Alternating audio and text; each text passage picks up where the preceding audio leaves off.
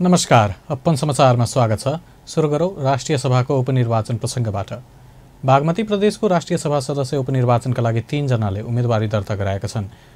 जेठ 6 गते हुन लागेको राष्ट्रिय सभा सदस्य उपनिर्वाचनका लागि सत्तारूढ दल नेकपा एमालेबाट गृहमन्त्री रामबहादुर थापा, स्वतन्त्र उम्मेदवारको रूपमा डाक्टर खिमलाल देवकोटा र नेपाल मजदुर किसान पार्टीबाट कृष्णबहादुर तामाङले उम्मेदवारी दर्ता गराउनु भएको छ।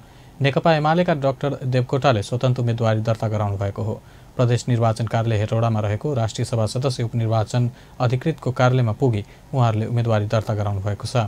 गृहमन्त्री थापाको प्रस्तावकमा बागमती प्रदेशका मुख्यमन्त्री डोरमणि पौडेल र सामाजिक विकास मन्त्री सरस्वती बस्नेत समर्थकमा रहनु भएको छ। उम्मेदवारी दिएपछि सञ्चारकर्मीसँग कुरा गर्दै गृहमन्त्री थापाले आफ्नो विजय सुनिश्चित भएको दावी गर्नुभयो। उहाँले 9564 कुल मतदातामध्ये नेकपा एमालेका 5130 मत रहेको आफ्नो जित सुनिश्चित रहेको तर्क गर्नुभयो।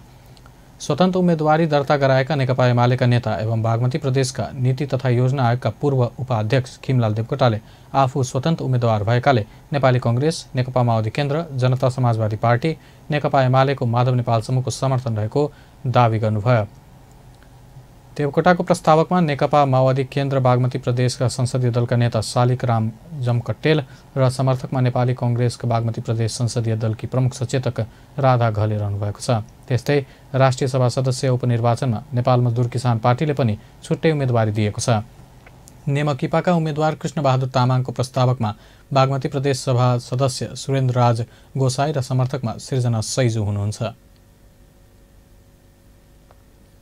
सञ्चार तथा सूचना प्रविधि मन्त्री पार्वत गुरुङले केही दिनभित्र नै कोभिड संक्रमितका लागि सरकारले डोर टु डोर स्वास्थ्य सेवा सञ्चालन गर्ने बताउनु भएको छ।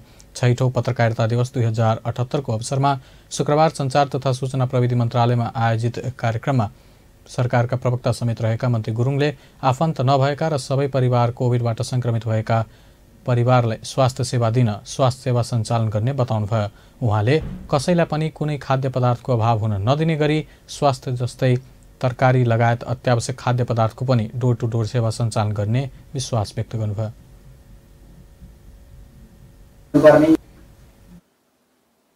म देख्दिनँ एम्बुलेन्स सेवाहरू राम्रोसँग व्यवस्थित छ।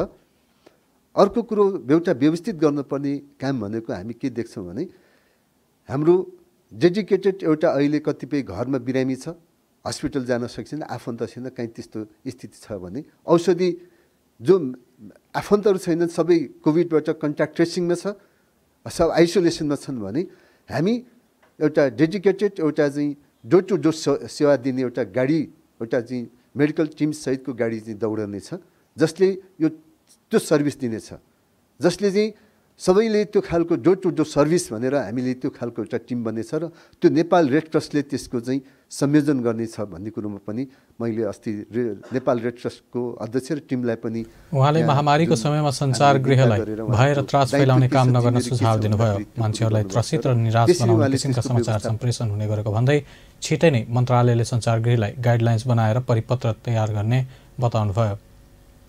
पनि होस् एउटा चाहिँ हामीले सञ्चार एउटा चाहिँ उत्पादन गर्ने एउटा टिम बनाउने छौँ र त्यो सञ्चार उत्पादन गरेर त्यो अनुसारको चाहिँ जिङ्गल बनाउने, त्यो अनुसारको चाहिँ हामीले चाहिँ सञ्चारको चाहिँ स्लोगनहरू बनाउने र मान्छेलाई निराश नबनाउने, सञ्चारबाट चाहिँ मान्छे त्रसित नबनाउने र अनि मान्छेलाई विगतमा जस्तो सुसाइड गर्न पर्ने मनोवैज्ञानिक त्यस्तो असर पर्ने किसिमका सञ्चारहरू चाहिँ सम्प्रेषण नगर्ने एउटा गाइडलाइन तयार गरेर सबै सञ्चार गृहहरूलाई परिपत्र गरेर हामीले त्यो खान्सरको चाहिँ विज्ञप्ति जारी गर्ने काम पनि हामी उहाँले कोभिड रोकथाम तथा नियन्त्रणका कार्यहरूमा सरकारले सबैसँग समन्वय गरेर जानुपर्ने बताउनुभयो।